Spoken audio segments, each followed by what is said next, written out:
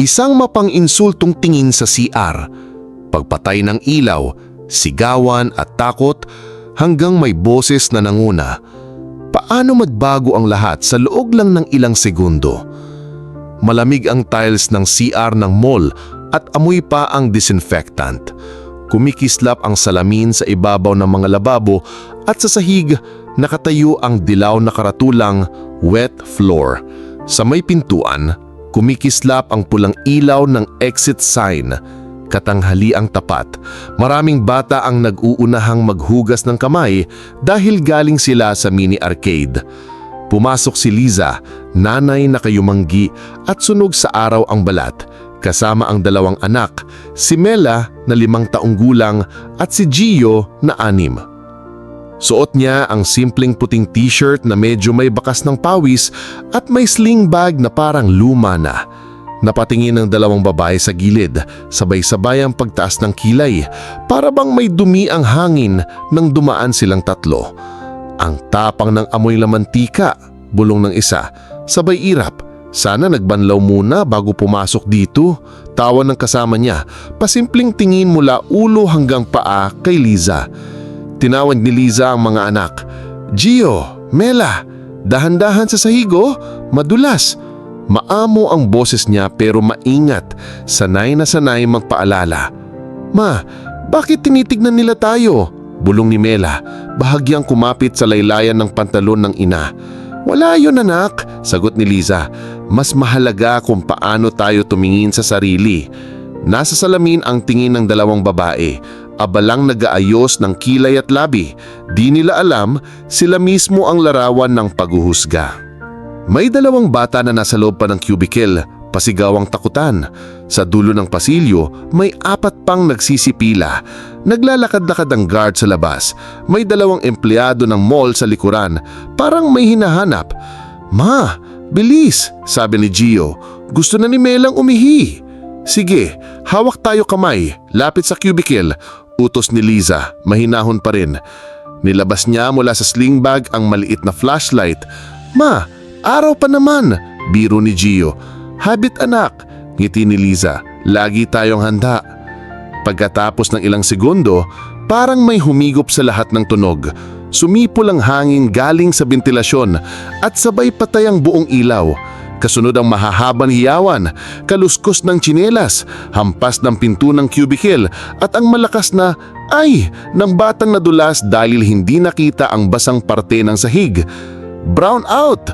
May sumigaw mula sa labas. Umalingaw-ngaw ang iyak. May batang naghanap ng nanay niya, may nanay na naghanap ng anak. Ang 2 babae na kanina'y abalang nag-aayos sa salamin, ngayon ay takot na takot. Nauntog pa ang isa sa gilid ng lababo. Lahat ng may bata, lapit sa akin! Boses ni Liza ang lumutang at tumibay sa gitna ng dilim. Inon niya ang maliit na flashlight. Ang sinag nito ay parang kutsilyong humahati sa kadiliman, puting kono ng liwanag na dahan-dahang gumapang sa sahig. Unang rule, huwag tatakbo, hawak kamay, iwas sa basang parte, may karatulang rito. Nidampin niya ang liwanag sa dilaw na wet floor para makita ng lahat. Kayo sa likod, hawakan yung balikat ng nasa harap, magkakasunod tayo papunta sa exit. Umiyak si Mela at halos hindi makalakad. Ma, madilim! Dito ka sa tabi ko anak, sabi ni Liza. Inabot ng kaliwang kamay ng anak habang ang kanang kamay ay hawak ng flashlight na itinututok sa sahig at sa dingding para makita ang direksyon. Gio, hawakan mo yung kamay ni ate sa likod mo. Binaligtad niya ang sling bag, kumuha ng maliit na panyo at pinunasan ang luha ni Mela. Hinga ha? Bulong niya, kasabay ng exit na ilaw na yan. Kita mo? Ibig sabihin, may daan. Sa malayo, umaaligir ang pulang glow ng exit sign, parang maliit na pag-asa na nakapirme. Bago tayo magpatuloy sa ating kwento, i-comment sa ibaba kung saan lugar kayo nanunood para malaman ko kung saan umabot ang video ko. Kung baguhan ka pa lang sa channel ko, huwag kalimutang i-like at i-hit ang subscribe button at pindutin ang notification bell para updated ka sa mga episodes ng inspiring stories ko araw-araw. Sige, tuloy natin ang kwento. May batang lalaki sa likod, 5 taon siguro, nakatili at hawak ang pisngi. Nasaktan niyang tuhod ko, sigaw niya. Niilawan ni Lisa at nakita ang gasgas, duguan ng maunti dahil nadulas siya. "Kuya Guard!" sigaw ng isa, pero wala pa ring ilaw at di makita ang pinto. Lumapit si Lisa, ibinigay muna kay Gio ang flashlight. "Tutok mo sa sahig ha," biling niya, "steady lang." Mabilis niyang kinuha ang alcohol at bandage na luma sa bag. Sa loob ng 2 tibok ng puso, malinis na ang sugat at nabendahan. "Kaya mo yan," sabi niya sa bata, "hawak ka sa akin." Nang maramdamang kumalma ang bata, ibinalik niya ang flashlight sa sarili. "Ma'am, kami po," nanginginig ang boses ng isang babae, isa sa 2 kanina. "Pwede bang sumabay?" Tumanggo si Lisa, hindi nag-abalang bumalik sa pangmamaliit na narinig niya. "Oo, lahat dito ay magkasama. Human chain." Nag-uugpong ang mga kamay at sa unang hakbang na sinabayan ng malalim na paghinga, parang bumagal ang takot. "Step, step, stop," turo ni Lisa. "Listen." Sa bawat listen, nakikinig sila kung may kaluskos ng basag, may tubig ba sa sahig, may umiiyak pa ba sa cubicle. "May bata pa sa loob," sigaw ng isang nanay. "Anak ko, nandyan ka ba?" Sinilip ni Lisa ang ilalim ng pinto, may aninong maliit na gumagalaw. "Anak, wag mong bubuksang bigla," sabi niya, malumanay pero malinaw. "Ilagay mo ang kamay mo sa doorknob, i-turn mo dahan-dahan, nandito kami." Pumihit ang siradura, kumalabog ang pinto, lumabas ang batang lalaki na nanginginig. "Hawak sa akin," sabi ni Lisa, "ikaw ang uupo sa gitna ng hanay." Sinubaybayan niya ang daloy ng tao, kasabay ng pag-ikot ng liwanag sa mga palibot na tiles at lababo, parang dila ng liwanag na dinidilaan ang dilim. Sa may pasukan, may 2 staff na may bitbit ding flashlight, pero nag-aalangan kung paano iuunahin ng tao. "Ma'am, ipila po natin sila," utos ni Lisa. Dalawang side papunta sa exit. "Ikaw," turo niya sa babae sa kanan, "hawakan mo to." Inabot ang wet floor sign at inilipat kung saan madulas. "Ikaw," turo niya sa isa, "dun ka sa pinto. Ikaw ang counter. Bilang ng bata, bilang ng matanda. Walang maiiwan." "Bakit ang galing niyo, ma'am?" tanong ng guard na dumating at sinindihan ng maliit na emergency lamp pero mahina ang baterya. "Safety officer ako sa pabrika," sagot ni Lisa, hindi tumitigil umalalay. "At volunteer din sa barangay angkan kapag may lindol drill. Balat lang ang maitim sa akin, hindi ang utak." Napahiya ang 2 babaeng kanina ay pabubulong. Ngayon ay sila naman ang nasa dulo ng pila. Mahigpit ang kapit sa kamay ng isa't isa, halos umiiyak. "Pasensya na po," bulong nila, pero tinapik lang ni Lisa ang balikat nila. "Sa labas na tayo mag-usap, ilabas muna natin ang mga bata." Umusad ang hanay.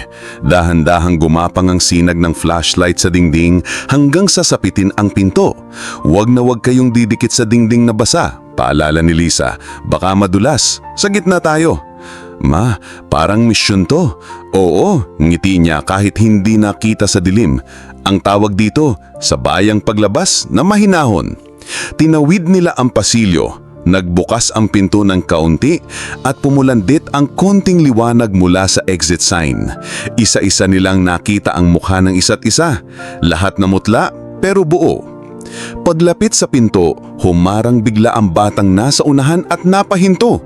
"Natatakot ako. Baka may multo sa labas," sabi ng bata. "Walang multo sa liwanag. Baka multo ng takot mo lang yon. Tayo muna ang mauna." Inunat niya ang braso, pinaghahawak-hawak ang mga bata at sama-samang tumawid sa labas. Pagbukas ng exit, sumalubong ang mas maliwanag na koridor na may emergency lights. May sumipol na hangin at sa unang pagkakataon, narinig nilang muli ang pamilyar na ingay ng mall. Malayo, nagbubulungan ng mga tao. "Bilang!" tawag ng staff na nasa pinto, nanginginig ang kamay pero sinunod ang instruction ni Lisa. "Bata, 1, 2, 3, 4, 5, 6, 7, 8. "Kumpleto?" tanong ni Lisa. "Kumpleto," sagot ng staff. "Mga nanay, 1, 2, 3, kumpleto." "Sige, labas sa open area," sabi ni Lisa. "Doon tayo maghintay ng full power."